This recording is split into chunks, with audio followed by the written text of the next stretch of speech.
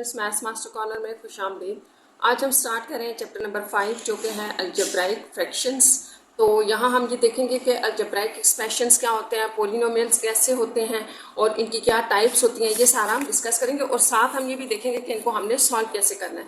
तो यहाँ से मैं थोड़ा थोड़ा आपको बताती जाती हूँ कि किस तरह से हमारे पास डिफरेंट टाइप्स होती हैं। जैसे ये देखें, ये अलजेब्राइक एक्सप्रेशंस है। तो आपके पास अलजेब्राइक एक्सप्रेशंस क्या होते हैं आपने याद रखना है ऐसे। ये देखिए, जैसे ये एक एक्सप्रेशन आपके पास लिखा हुआ है जिसके अंदर वेरिएबल भी इन्वॉल्व है और ये प्लस माइनस डिवीजन के साइन इन्वॉल्व है, साथ कॉन्स्टेंट है, ऐड सब्ट्रैक्ट हो रहे हैं, डिवाइड हो रहे हैं। तो ये एक्सप्रेशंस आपके पास कहलाते हैं अलजेब्राइक एक्सप्रेशंस। तो इसको भी आप देख सकते हैं कि इसमें नंबर्स होते हैं, साइंस होते हैं, वेरिएबल होते हैं, ग्रुपिंग सिंबल्स, यानी कि ये वाली सिंबल्स भी यूज हो रही होती हैं। तो ये सारे मिला के हमारे पास बनते हैं अलजेब्राइक एक्सप्रेशन। अब हमारे पास है काइंड ऑफ अलजेब्राइक एक्सप्रेशन। तो आपके पास अलजेब्राइक एक्सप्रेशंस की कितनी काइंड्स होती हैं, ठीक है। तो ये हम देखेंगे, पोलिनोमियल एक्सप्रेशन होता है, रैशनल एक्सप्रेशन होता है और इरेशनल एक्सप्रेशंस होते हैं, ठीक है। अब आपको ये चीज़ें बताने का मकसद ये है कि जब आपके पास क्वेश्चंस आते हैं और साथ में जब खास तौर पे जो आपका ऑब्जेक्टिव होता है ना, उसके अंदर इस तरह की चीज़ें आ जाती हैं, पूछ लिया जाता है कि ये पोलिनोमियल है, रैशनल एक्सप्रेशन है, इरेशनल है। तो ये चीज़ें आपने याद रखनी है, इसलिए ये चीज़ें ज़रूरी हैं कि आप इनको पढ़ें, ठीक है। यहाँ पे है पोलिनोमियल एक्सप्रेशन या पोलिनोमियल्स आपके पास क्या होते हैं। तो मैं यहाँ पे ये सारा तो नहीं रीड करूँगी, बस जस्ट आपको हिंट देती जाती हूँ कि आपके पास पोलिनोमियल्स वो होते हैं जिनके अंदर जो वेरिएबल इन्वॉल्व हो रहे होते हैं ना, वेरिएबल होते हैं आपके पास एक्स वाई जी, ये जो आपके पास आ रहे होते हैं ना किसी भी एक्सप्रेशन के अंदर, उसको हम पोलिनोमियल उस वक्त कहते हैं जब इनकी जो पावर्स होती हैं ना वो पॉजिटिव हो। नेगेटिव पावर वाला आपके पास पोलिनोमियल नहीं होगा, ठीक है। यहाँ पर यही बात कही गई है कि वो नॉन नेगेटिव उनकी पावर्स होती हैं या एक्सपोनेंट्स होते हैं। पावर्स होती है उसको हम एक्सपोनेंट भी कहते हैं। तो एक्सपोनेंट आपके पास देखिए सारे पॉजिटिव हैं।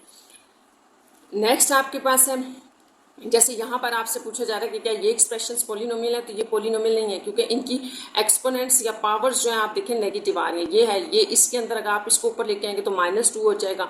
तो ये आपके पास जो होते हैं, एक आपने ये बात याद रखनी है कि इनके अंदर जो होते हैं आपके पास एक्सपोनेंट्स के पावर जो होती है वो पॉजिटिव होनी चाहिए, ठीक है। दूसरा ये कि यहाँ पर जैसे आपको बताया गया ना कि ये इंटीजर्स होते हैं जो आपके पास नो नेगेटिव इंटीजर्स का मतलब है कि यहाँ पर आपके पास जिनकी पावर्स होती हैं वो 1 2 3 4 5 होंगी, इस तरह की फॉर्म में नहीं होंगी। जैसे यहाँ तो कोई भी नेगेटिव पावर नहीं है, अगर आपके माइंड में आ रहा है कि ये कैसे पोलिनोमियल नहीं है, तो इसकी पावर स्टूडेंट्स 4 तो है ही है, साथ 1/3 है।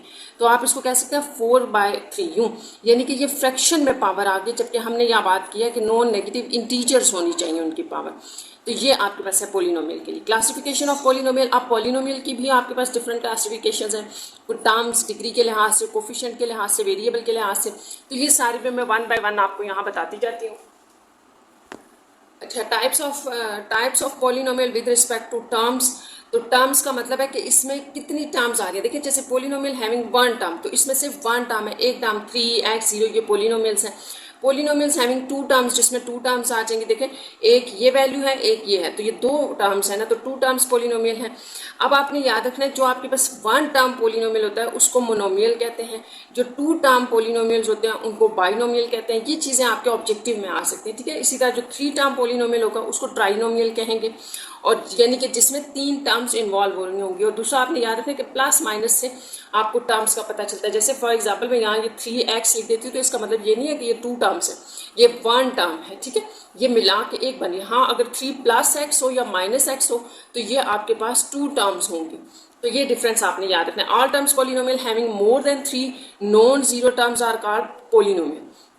अब आपके पास ये है कि हैविंग मोर देन 3 नॉन, जब आपके पास 1 था आपने उसको कहा मोनोमियल, 2 टर्म्स होंगी, बाइनोमियल 3 होंगी, तो ट्राइनोमियल। तो ये आपके पास मोर देन 3, जब मोर देन 3 होंगी यानी कि 4 या 4 से ज़्यादा टर्म्स होंगी तो उनको आप पोलिनोमियल्स कहेंगे। तो ये चीज़ें आपने याद रखनी है। नेक्स्ट आपके पास है when a polynomial is written in descending order the coefficient is called leading coefficient. तो ये चीज़ें आप पढ़ लें, इसमें इतना मुश्किल नहीं है। Types of the polynomial with respect two degree के लिहाज से क्या होगा, देखो 0 पोलिनोमियल और 0 डिग्री पोलिनोमियल, ये उसको कहते हैं जिसमें सारी एंट्रीज आपके पास 0 आ रही हो। जैसे 0 होता है, सिर्फ 0 को आप जो है वो पोलिनोमियल ऑफ नो डिग्री कहते हैं, ठीक है। नेक्स्ट है आपके पास कि कांस्टेंट पोलिनोमियल्स कौन से होते हैं, जिनमें कोई भी वेरिएबल नहीं होता, ये याद रखना, यही डेफिनेशन में भी लिखा है, आप पढ़ लें बेशक इसको। लीनियर पोलिनोमियल कौन सा होता है, वो जिसमें आपके वेरिएबल जो इन्वॉल्व है एक्स वाई जी, इनकी पावर 1 से ज़्यादा नहीं होनी चाहिए, 1 होनी चाहिए, इसको लीनियर पोलिनोमियल कहते हैं। और जब इन्हीं वेरिएबल की वैल्यू पावर या एक्सपोनेंट 2 आ जाता है तो हम कहते हैं क्वाड्रेटिक पोलिनोमियल्स हैं, हाईएस्ट जो पावर है वो 2 आ जाती है। देखिए यहाँ पर है, जैसे यहाँ ये जो आपके पास लिखी हुई है ना, इसको मैं यहाँ लिख के बता देती हूँ, ये हमारे पास बाइनोमियल है, तो बाइनोमियल बाइनोमियल क्वाड्रेटिक पोलिनोमियल्स, ठीक है। तो ये आपके पास क्वाड्रेटिक पोलिनोमियल्स हैं। क्वाड्रेटिक पोलिनोमियल्स कैसे हैं, यहाँ पे आप सोचोगे कि डिग्री 2 कैसे है, पावर 2 कैसे है, तो ये देखिए वेरिएबल की पावर 1 और ये 1, इसकी 1, तो एक टर्म के अंदर आपके पास हाईएस्ट पावर वेरिएबल्स की 2 है, इसलिए ये क्वाड्रेटिक पोलिनोमियल है। क्यूबिक पोलिनोमियल अब आपको समझ आ गई होगी, जो हाईएस्ट पावर मिला के वेरिएबल की 3 होगी, जैसे यहाँ 3 है तो यहाँ देखें ये तीनों इकट्ठे आ रहे हैं तो 1 1 1, 9x वाई जी, ये तीनों मिला के आपके पास क्यूबिक पोलिनोमियल बना रहे हैं, क्योंकि इसकी पावर प्लस इसकी तो ये 3 है। Types of polynomial with respect to coefficients, coefficients के लिहाज से भी इसकी टाइप्स होती हैं कि जो आपके कोफिशिएंट्स हैं वेरिएबल के साथ वो क्या हैं, वो इंटीजर हैं या क्या है, ठीक है। तो सबसे पहले तो यहाँ पर आपको बताया कि आपके पास with integers coefficients, integer coefficients होते हैं, ठीक है, ये जैसे आपको बताया गया है। तो ये आपके पास कोफिशिएंट्स के लिहाज से पोलिनोमियल है जिसमें इनके कोफिशिएंट्स जो हैं वो इंटीजर हैं। इसी तरह अगर आप नेक्स्ट पेज पे देखें तो type of polynomial with respect two variable, अच्छा यहाँ पर यह है कि कुछ ऐसे भी वेरिएबल होंगे जिनके साथ इंटीजर्स नहीं होंगे, रियल नंबर होंगे, डिवीजन में होंगे, क्वोशिएंट्स में होंगे, तो ये आपने याद रखना, रियल नंबर में भी आपके पास कोफिशिएंट्स हो सकते हैं। आपको पता है कोफिशिएंट्स किसको कहते हैं, वेरिएबल के साथ जो कांस्टेंट टर्म होती है उसको कोफिशिएंट्स कहते हैं।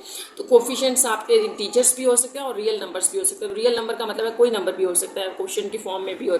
Types of the polynomial with respect two variables के लिहाज से जब आप बात करते हैं तो इसका मतलब है कि ऐसे पोलिनोमियल्स भी होते हैं जिनमें सिर्फ एक वेरिएबल होता है, 2 होता है, ये 3 वेरिएबल्स होते हैं, तो यहाँ पर वही डिस्कस की गई है बात। नेक्स्ट आपके पास रैशनल एक्सप्रेशंस हैं।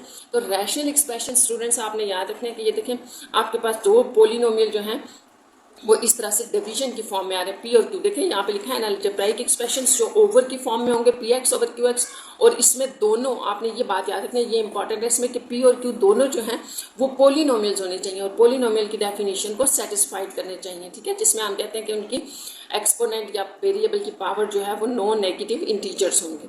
तो ये सारे आपके पास है। बस आगे यहाँ से आपको जो है वो स्टूडेंट्स इनको सॉल्व करने का मेथड बताया गया, तो वो मैं अभी ये डिस्कस नहीं कर रही, हम डायरेक्ट क्वेश्चन से स्टार्ट करेंगे, आपको समझ आ जाएगा, ठीक है। आगे सारा इनका जो है वो मेथड सॉल्व करने का बताया हुआ है। तो नेक्स्ट हम डायरेक्ट एक्सरसाइज से स्टार्ट कर लेते हैं, वही डेफिनेशंस थोड़ी सी आपने याद रखनी है। अच्छा, अब आपके पास एक्सरसाइज 5.1 का फर्स्ट क्वेश्चन है, reduce the following expressions to their lowest form. तो ये जो एक्सप्रेशंस आपको दिए गए हैं इनको इनकी लोएस्ट फॉर्म में शो करना है। टाइप्स वगैरह आपसे नहीं पूछी गई तो बड़ा आसान है, हम फर्स्ट क्वेश्चन से स्टार्ट करते हैं इसको।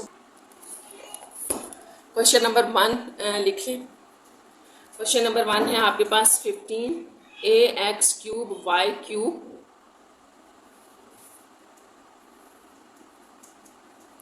ए स्क्वायर एक्स वाई 6। अच्छा, आपने इसको लोएस्ट फॉर्म में शो करना है, तो बड़ा आसान सा है कि आपने इनको सॉल्व करते हैं। अब सॉल्व कैसे करना है, इसको ब्रेक करें। 15 आपके पास होता है 5 इंटू 3, ठीक है, ऐसे करके लिख देते हैं, और 25 होता है आपके पास 5 इंटू 5। अब आपने नेक्स्ट स्टेप ये करना है कि जितने भी नीचे वेरिएबल या कांस्टेंट होंगे, ठीक है, आपने याद रखना है वेरिएबल हम एक्स वाई जी को कहते हैं। एक तो पहली बात तो आपने ये याद रखनी है, वेरिएबल्स हैं, और ए बी सी कुछ भी हो इनको हम कांस्टेंट्स कहते हैं। तो अब आपने क्या करना है कि नीचे जितने भी दिए हैं इनको ऊपर लेके आना है ना, तो ये ए स्क्वायर अगर मैं ऊपर ले आऊँ तो ए -2 हो जाएगा। यहाँ जो भी नीचे आपको इनकी पावर दी हुई है वो ऊपर जाके चेंज हो जाएगा उसका साइन। ए की अगर +2 है तो -2 हो गया, एक्स की वैल्यू +1 थी -1 होगी, वाई जो है वो +6 था -6। तो नंबर्स को चेंज करने की जरूरत है, ये यहीं से कैंसिल हो जाएंगे, ठीक है। ये तो हो गया 3/5, और इसको अब आप सॉल्व करें, एक्स को बेस सेम कर लें, x3 और x -1 इकट्ठे रख लें, y3 y -6 और a -2, 3/5 इसको आप कर लें 3 -1। ये हम वही कर रहे हैं कि कहते हैं ना बेस सेम और पावर हम ऐड कर रहे हैं, तो इस तरह से ये आपके पास आ जाएगा 3/5। चलिए इसको यहाँ लिख लेते हैं एक्स स्क्वायर, यहाँ y की पावर -3 रह जाएगा और a की पावर -2। तो यहाँ तक करने के बाद आपने एक बात याद रखनी है स्टूडेंट्स कि इन क्वेश्चंस को हमने इस तरह से सॉल्व करना होता है कि इनकी जो एक्सपोनेंट है पावर जो है वो पॉजिटिव होनी चाहिए। तो इन दोनों की नेगेटिव है ना, तो इसको रखें ऊपर, जिनकी नेगेटिव है इनकी पोजीशन चेंज कर दें, नीचे ले जाते हैं, और अगर नीचे नेगेटिव होती तो ऊपर ले जाते। तो इस तरह से ये आपका आंसर है, क्योंकि ये इसकी लोएस्ट फॉर्म है, इससे फर्दर ये आगे नहीं हो सकता, कोई कैंसलेशन नहीं हो सकती, कोई सिंप्लीफिकेशन नहीं हो सकती। तो ये इसकी लोएस्ट फॉर्म बनती है। नेक्स्ट क्वेश्चन नंबर 2 देखते हैं हम। हमारे पास 2 क्या है, तो 2 भी इसी तरह से 38 k square p cube m4 divided by 57 k cube p और m स्क्वायर। सबसे पहले इन दोनों नंबर्स को देख लें। आप ऐसे करके ना इनके प्राइम फैक्टर्स निकाल सकते हैं, ठीक है। तो ये 2 से हम सॉल्व कर लेते हैं। 2 9 जार 18, ये तो 19 ही रहेगा, ये हो गया। और इसको भी देख लेते हैं ये क्या होता है। तो ये 2 से तो नहीं, 3 से हो जाएगा। 3 1 जार 3 3, तो 2 बच जाएगा 27 9 जार, ठीक है। 3 9 जार 27 आ जाएगा, और ये भी आपके पास आ गया 19। तो ये हमने इसको जस्ट ओपन किया। अब आप इसको लिख लें यहाँ पर, ये 38 जो है वो आपके पास 2 × 19 आ गया। और इसी तरह से इनको हम लिखेंगे जैसे मैंने आपको पहले बताया था कि ऊपर मूव करवा लेंगे, ठीक है। ये 57 को आप 3 × 19 लिख दें, और ये जो k क्यूब है ये ऊपर आके k -3 हो जाएगा, p -1 m -2। तो यहाँ पर ये कैंसिल, 2/3 k स्क्वायर और k -3 इकट्ठे हो जाएंगे, k cube p cube sorry -1 ये इकट्ठे, m4 और m -2। आप उसी तरह से आप बेस सेम कर लें इनकी, तो ये आ जाएगा आपके पास -1 m4 -2। तो फाइनली आपके पास जो रिजल्ट आएगा -1 p2 m2। तो देखिए ये वाली वैल्यू जो है आपके पास ये नेगेटिव आ रही है, तो इसको पॉजिटिव करने के लिए 2/3 के साथ इसको k को लगा दें, और ये ऊपर p और ये m स्क्वायर, ये आपका आंसर होगा, ठीक है। इसमें हमने सिर्फ नेगेटिव वैल्यू को पॉजिटिव रखना है, बाकी सारी इनकी सिंप्लीफिकेशन होगी। नेक्स्ट आपके पास है क्वेश्चन नंबर 3 इनका, वो लिख लेते हैं। 3 क्या है, 3 है mn4 pq divided by m2n3p4। तो यहाँ पर भी हमने उसी तरह से करना है, mn4 pq, ये एज इट इज़, ये आप नीचे से ऊपर मूव करेंगे तो -2 -3 आ जाएगा, और p -4। वैसे ही आपने बेस सेम ले ली, ये देखें ये m1 -2 हो गया, और n4 -3 आ जाएगा, p1 -4 और q आपके पास ये हो गया 7। अब आपके पास यहाँ से m-1 रह गया, n1 p -3 q। तो यहाँ अब आपने देखने जो वैल्यूज माइनस में, एक्सपोनेंट माइनस में, उनको पॉजिटिव करने के लिए नीचे मूव करवा दें। तो ये आपके पास आ जाएगा इसका रिजल्ट, ये इसका आंसर है। सिंपल सा ये क्वेश्चन था। क्वेश्चन नंबर 4 देख लेते हैं इसका।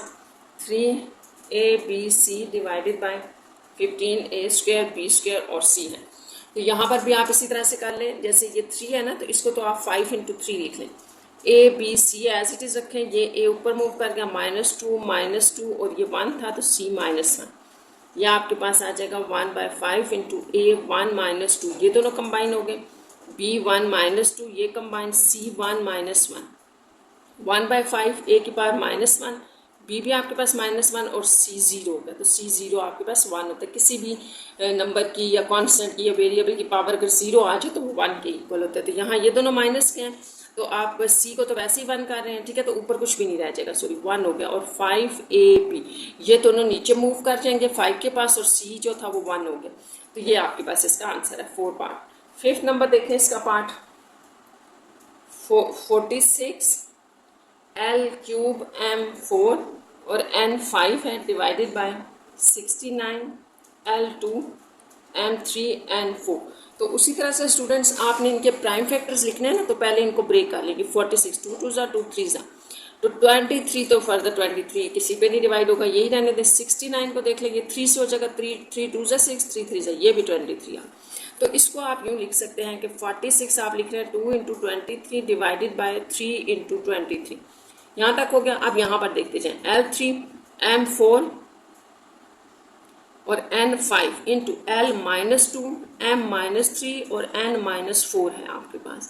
तो अब आपने क्या करना है, इनको हम सॉल्व कर लेते हैं। ये देखें 23 से कैंसिल हो जाएगा, ठीक है, ये आपके पास कैंसिल। यहीं से साथ देख के लिख लेते हैं। ये आपके पास 2/3 रह गया, ठीक है। और यहाँ से देखें l3 था और l-2, साथ कंबाइन हो गए m4 -3 और n5 -4, ये -4 था n, तो ये आपके पास आ गया। इसको जब आप सॉल्व करते हैं तो 2/3 L1 M1 और NB1, तो यहाँ पर कोई भी वैल्यू जो है वो नेगेटिव नहीं है, तो बस यही फिर इसका आंसर होगा। यहाँ तक आपके हो गए 5th पार्ट तक। नेक्स्ट हम करते हैं इसका 6th पार्ट स्टार्ट। तो 6th पार्ट देखें क्या है। 6th पार्ट में है x -3 by x -3 sorry 3 - x था, ये था आपके पास, ठीक है। अब आप देखें कि यहाँ हम क्या सिंप्लीफिकेशन कर सकते हैं। देखिए ये आपके पास है x -3, जबकि ये 3 - x है, तो हम इसको सेम कर लेते हैं इस तरह से कि चलें ऐसे कर लें, ऊपर से आप -1 बेशक कॉमन ले लें, नीचे से ले लें या ऊपर से ले लें, ये अप टू यू है। यहाँ से अगर हम -1 कॉमन लेते हैं ना स्टूडेंट्स, तो आपने याद रखना है कि अंदर जो वैल्यूज होंगी उनका साइन चेंज होगा। जैसे +x है तो ये -x हो जाएगा, ये +3 हो जाएगा, ठीक है। और ये भी तो यही है ना, थोड़ा सा इसको चेंज कर ले, इसको हम 3 - x भी तो लिख सकते हैं ना, क्योंकि 3 हमने पहले कर दिया, x बाद में, बस ये था। तो ये देखिए आप दोनों सेम हो गए, तो इनको काट दें, बाकी आपके पास -1 आंसर हो गया, ठीक है। तो यहाँ से आपने ऐसे ऐसे डायरेक्ट उल्टी कटिंग नहीं करनी, ठीक है, पहले इनको एक जैसा करें फिर कटिंग होगी। तो इसमें एक -1 आ जाएगा, उसके बाद कटिंग हो जाएगी। तो 7 पार्ट देखें। 7 में है आपके पास x² -81 डिवाइडेड बाय x + 9। तो आपने पढ़ा हुआ है कि ये जो है ये फैक्टराइजेशन से सॉल्व हो जाता है आपके पास। आपको पता है जैसे हम सिर्फ ये ले लेना, इसमें ये वाला पार्ट, तो इसको आप सॉल्व करते हो कैसे, ये a² - b², ठीक है। ये आपको पता है a² - b² हो तो क्या होता है a + b और a - b। तो ये वाली आइडेंटिटी या फार्मूला अगर हम यहाँ लगाएं तो a + 9 आ जाएगा और a x - 9, ठीक है, x + 9 x - 9 को अब इसके अंदर डाल दें वो इसको, तो ये x + 9 था, बेसिकली x - 9। ये सारी वर्किंग आपने करनी है, ठीक है, बताना है कि ये आपने कैसे ओपन किया। डिवाइडेड बाय x + 9 था। आप देखें ये दोनों सेम हो गए, कटिंग होगी ऊपर नीचे है, तो आपके पास x - 9 जो होगा इसका आंसर होगा, यही रिमेनिंग में बच जाता है। 7 पार्ट देखते हैं। 7 हो गया। 8 पार्ट इसका देखते हैं आप। 8 पार्ट देख लें आप। 8 पार्ट है r + 3 और साथ में r + 4 डिवाइडेड बाय r² - 16। तो जो काम अभी अभी आपने 7 पार्ट में किया है वही आप यहाँ पर कर दें। तो r + 3 ये तो एज इट इज़ ही रहेंगे। तो यहाँ देखिए ये कैसे बन रहा है a - b², ठीक है। अब आपने यहाँ बताना है a² - b² हो तो a + b होता है और a - b। इसको करने के लिए r + 3 r + 4 और यहाँ जो हम लगाएंगे तो आइडेंटिटी तो वो ये आ जाए, ठीक है। इस तरह ये कैंसिल आउट हो गए, r + 3 r - 4, तो ये आपका आंसर है। आपने बस ये याद रखना है कि ऊपर नीचे जब भी कैंसिलेशन आपने करनी है ना, तो सेम चीज़ों को काटना है और वो मल्टीप्लाई होनी चाहिए रिमेनिंग के साथ, तभी कैंसिलेशन होगी। यहाँ तक ये आपका क्वेश्चन नंबर 1 कंप्लीट हो गया। तो अब हम स्टार्ट करें क्वेश्चन नंबर 2। इसमें evaluate the following expressions for the given value of the each variable. ये आपने एक्सप्रेशंस जो है ना आपको दिए गए हैं, जैसे यहाँ पर देखें ये एक्सप्रेशन है, ये फाइंड आउट करना है जब ये वैल्यूज़ हों। तो बड़ा आसान है, सारों में आपने वैल्यूज़ पुट करते जाना है। साथ साथ में क्वेश्चन लिख दूँगी। क्वेश्चन नंबर 2 का फर्स्ट पार्ट है 3r² - s² if r = 2 s = -1। तो ये बहुत आसान है, आपने ये वैल्यूज़ जस्ट पुट करनी है इसमें। तो r² है ना, तो 2 का स्क्वायर माइनस s² का मतलब है -1 का स्क्वायर। तो इसको सॉल्व कर दें बस। 3 इंटू ये आपके पास हो जाएगा 4 -1 इसकी वजह से प्लस हो गया, ये माइनस से आ जाएगा, ठीक है। 3 इंटू 3 जो कि आपके पास 9 है, तो बस ये इसका आंसर है। इसी का सेकेंड पार्ट देख लेते हैं। सेकेंड पार्ट में है आपके पास 1/2 m² वेयर m 18.75 है और v जो है वो 5.6 है। तो ये वैल्यूज़ भी हम यहाँ डाल के सॉल्व कर लेते हैं कैलकुलेटर के ऊपर। 18.75 और v जो था ना वो इसका स्क्वायर था। तो ये भी बहुत आसान है, इसका हम लेंगे पहले स्क्वायर, उसको इससे मल्टीप्लाई करेंगे, जो रिजल्ट आएगा उससे आप 2 से डिवाइड कर दें। तो ये सारा आपने कैलकुलेटर के ऊपर करना है। तो ये सारा जो सॉल्व करने के बाद मेरे पास ये आ रहा है, ठीक है, आपने भी चेक कर लेंगे। 3 पार्ट हो गया। नेक्स्ट हम देखते हैं इसका 2 पार्ट हो गया। 3 पार्ट देख लेते हैं। 3 पार्ट में क्या है।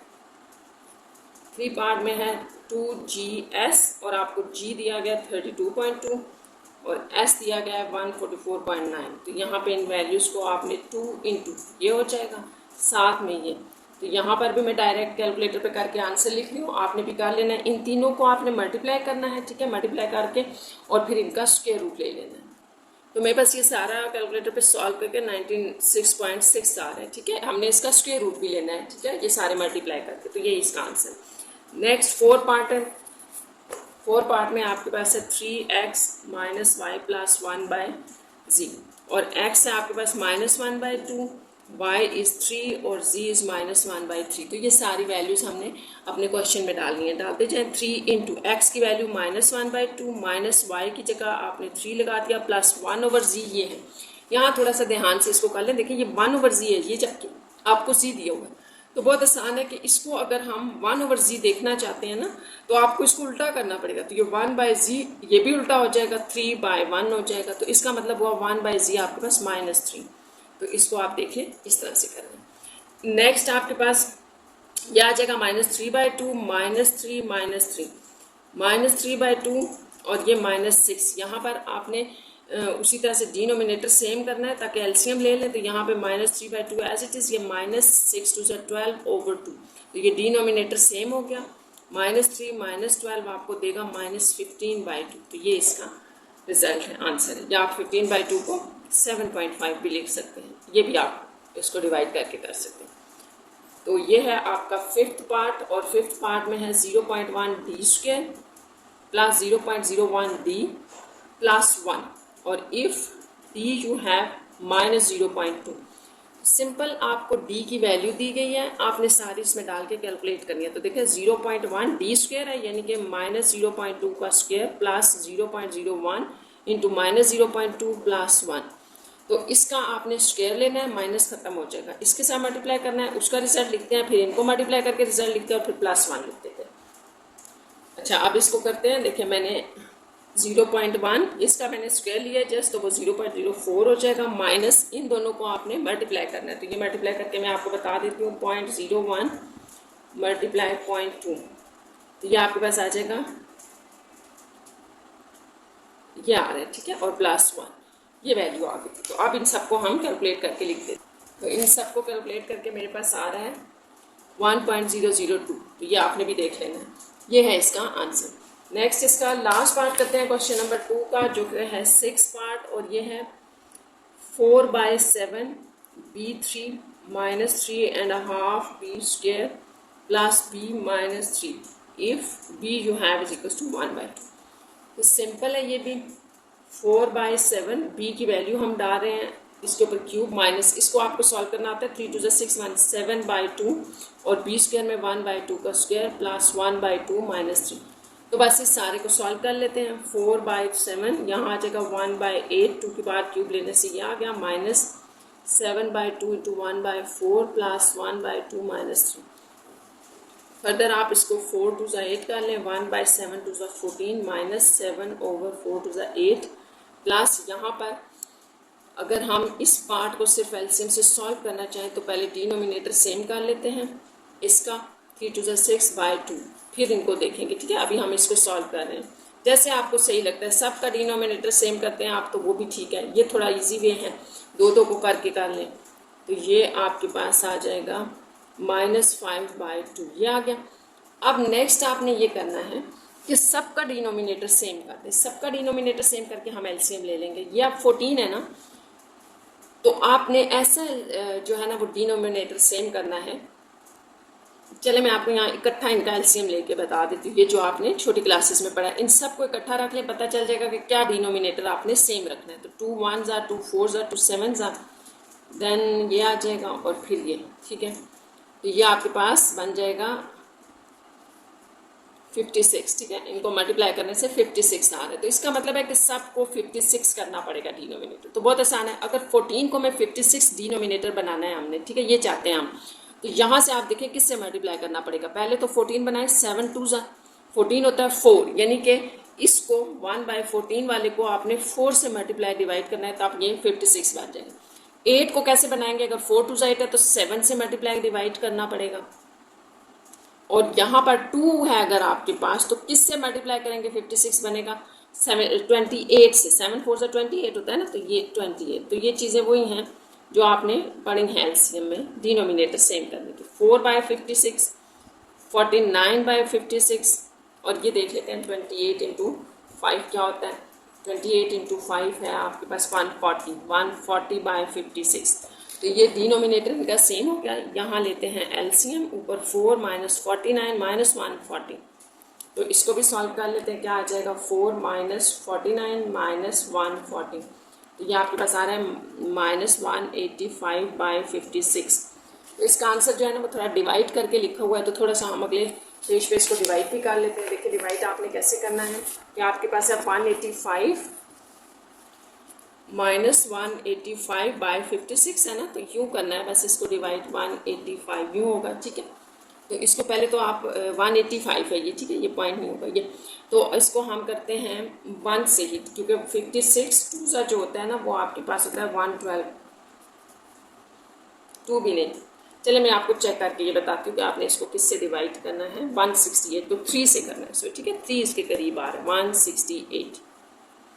तो ये आपके पास रिमेनिंग में क्या रह जाएगा, 7, यहाँ 7 और 1, 17 रह जाएगा। तो इसको लिखने का क्या तरीका होता है, यूँ लिखते हैं आप, ठीक है। 3, ये माइनस तो एज इट इज़ आ गया, ये लिखते हैं 3 होल एंड 17/56। तो ये आपका आंसर है। इससे यहाँ तक हमने सिंपल डिवीजन की है।